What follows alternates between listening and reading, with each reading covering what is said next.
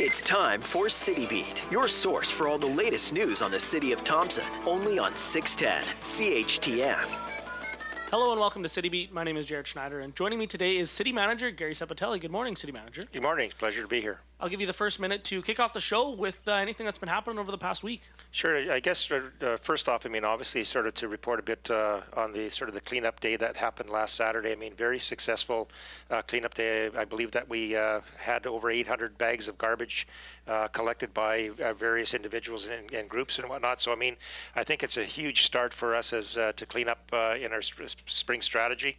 And it really is that sort of encourage residents to sort of continue to sort of clean up in and around their areas and whatnot. And we still offer $3 a bag for individuals or groups that go out for the month of May for the cleanup of the community. The other thing is I'd also like to mention is today is our downtown strategy kickoff launch, which will happen at the green space by the post office, just east of the post office in that area at 5 o'clock. So all public is welcome to come and attend and sort of find out what's going to happen for the short-term strategy for downtown this summer. 204-677-8181. We have City Manager Gary Ceppetelli here today. 204-677-8181. Now, you already mentioned the downtown strategy launch over at the post office today. Maybe explain a little bit about it and what's going to be going on for anyone who would like to come out and attend and come check it out. So really that this is sort of having the number of partners and stakeholders that we will work with over the summer coming out, sort of identifying what the plans are from the city's perspective as to what we intend to do from the hiring of the bylaw officers, which started on Tuesday. So obviously that we do have personnel in place now that will concentrate on the downtown area to deal with the issue. The RCMP also will sort of be announcing as to how they're going to be addressing the downtown strategy from their perspective. So it's really an attempt to sort of get all the stakeholders together so that we as a community can address the problem that currently exists in our downtown. 204-677-8181. Now, I know that we know somewhat of the short-term plan for this strategy, but what's going to be some of the long-term plan? I know they have hired Annette Siddle, who is the new downtown strategy coordinator. So what are some of the things maybe that she's going to be doing, obviously, here throughout the summer, and then obviously to help things in the long term moving on forward? I think what, obviously the part of her mandate is to obviously to coordinate the short-term strategy for the summer months from now until the end of October. But she's also tasked with coming with a longer-term plan for council, and I think that we've so she'll take a look at various other models that are out there in other provinces and whatnot, and really sort of come back to council with a recommendation as to sort of these are the actions that need to be pursued. And I think ultimately, a lot of these issues are systemic. So trying to put into place a plan that actually starts dealing with the addictions and some of the mental health issues that are involved in this thing as well. So I think is trying to sort of provide council with a well-rounded report as to sort of how we want to proceed. And I think a lot of it as well is still working with the provincial government to ensure that both the municipality and the province are on the same page and how we can tackle this issue.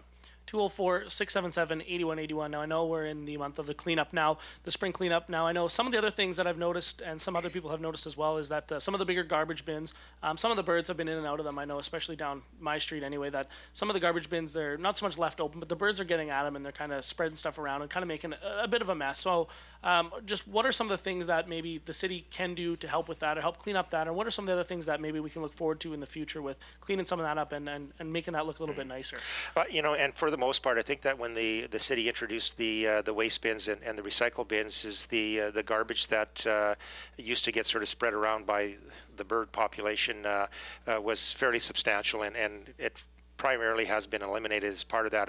I think part of the issue is likely coming from is the fact is that if people are really overfilling the bins, the waste bins, may provide an opportunity for birds to sort of get in and spread the garbage around. So really sort of if there's a problem with volume that a resident may be facing, we do have an opportunity for that resident can purchase an extra waste bin that would meet their needs, as well as, I mean, obviously is to sort of encourage people to recycle more as well. So I think that by having the recycle bins also in place really encourages people to sort of recycle so that we can eliminate those problems. 204-677-8181. Now, after the kickoff of the spring cleanup now, what is the city going to be doing throughout the rest of the month? Maybe remind us of some of the things that is going to be going on throughout the month for anyone else would like to get involved in it. Sure, and like I initially sort of stated, I think that we have our program $3 a bag for the month of May. The schools, I also believe, will be sort of undertaking a program themselves. I think the city will, through our outdoor area attendants, which we have currently in place, as concentrating mainly on the downtown area to ensure that they're, the environment sort of stays clean. We will continue with our street cleaning program. Right now is well into it now that we've got the number of units on the road, the boulevard cleaning and whatnot. So I think we have an ongoing sort of operation from the city to clean up, but I mean, I would still encourage, I mean, obviously is that as much help as we can get from residents that sort of clean up in around their properties or areas will greatly sort of assist the reduction of garbage and the look of the community. Okay, and now when it comes to ATVs now, is there any trails in town for people who would like to get out of the city, and is there any rules or laws when it comes to driving ATVs in town or anything like that, and then as far as moving out of the city? Sure. The city does have a bylaw that addresses ATV usage. Much the same as snowmobiles, and really there are designated trails within the city that allows individuals to get out into the surrounding areas of the community. I think where we likely get into issues is that you do have individuals that either are unaware of where those trails are, where they can access to get outside of town, or just don't pay any attention to it, and really you get into a point where the ATVs do start causing damage on lawns and boulevards and things of that sort. So I mean, if people are unaware, I mean, obviously that we have it on our website as to what the routes are, but there also should be pamphlets at various locations that somebody can sort of become aware as to where those trail systems are. 204-677-8181. Now, there was a presentation at City Council on Monday on the petition that has been started to bring a detox facility to Thompson, and as of Monday, they had over 500 signatures already. So maybe go over some of the presentation that was put forward and the reasoning behind this petition, and then to get the detox facility here to Thompson. Sure. Presentation was made by Oswald Saul, who's the chair of the committee that's looking at the establishment or the creation of a detox facility, and I think that, I mean, obviously that this is an issue that has been trying to be addressed by this group and council for a number of years now, and I think that this group really is trying to get sort of community support, and I think that it is very important. I mean, the more community that support that is presented to the city, the stronger case that the city has going to the provincial government to sort of the need for this facility. I think that it's likely one piece of the puzzle in dealing with sort of some of the issues that we have in this community.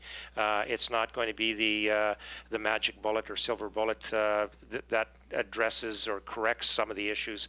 I think it's an important piece of the solution that we need as a city have to address. And I think that the more community support that we get, whether it's individual letters from a resident to mayor and council identifying this need. So, because I mean, the more information that we get as a city in those requests and letters from residents and groups and organizations, the stronger we can make a case to the provincial government from that for the need for a detox facility.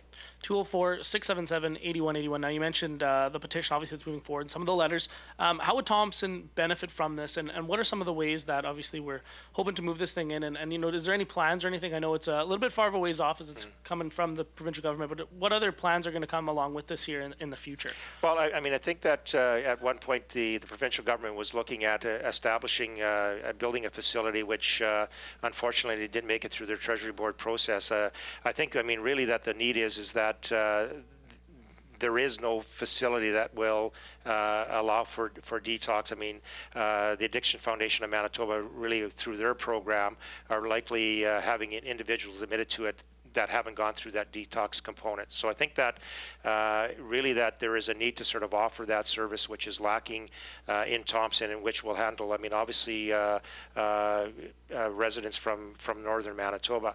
And one of the things that I can sort of would like to indicate is that, I mean, obviously that the provincial government is having an announcement tomorrow at the AFM building at 11 o'clock. So we'll have to sort of wait to see as to what the contents of that announcement are.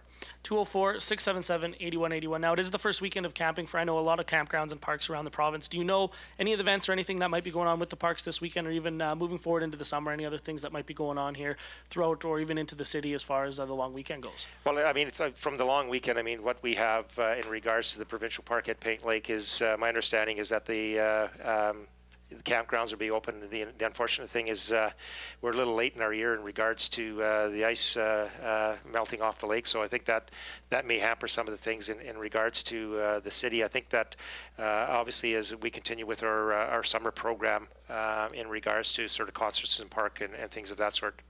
204-677-8181. Now, we have a call from Cynthia, and she would like to know, when you rake up garbage, for example, against the schoolyard fence, can you rake up the dead leaves and make $3 a bag for those? Well, I mean, I think is the primarily intent is to have bags of garbage. I mean, what we have is if people are raking up leaves and grass on their lawns and whatnot, is that we do have a compost program of which the bins are located just outside a public works yard that are open 24 hours a day. So I think that really the intent is garbage, and filling up these bags with leaves and whatnot sort of goes against the purpose of what the program is. And before we go, I'll give you the final minute to wrap things up. Sure, and I just sort of wanted to relate to the public. I mean, obviously that there, and many people may already know that there was a fire at the waste disposal ground, which is owned and operated by the LGD at Mystery Lake.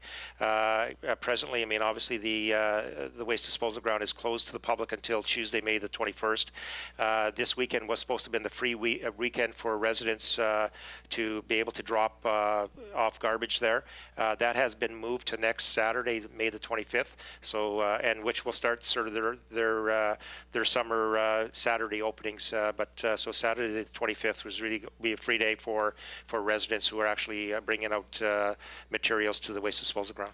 And that will do it for City Beat this week. Make sure to tune in every Thursday at 11:30 for another edition of City Beat and to ask our mayor or city manager some questions. I would just like to thank City Manager Gary Ceppetelli for coming in today, and to everyone else, enjoy your Thursday and your long weekend. City Beat will be back next Thursday morning at 11:30 with more of the mayor's take on what's going on around Thompson.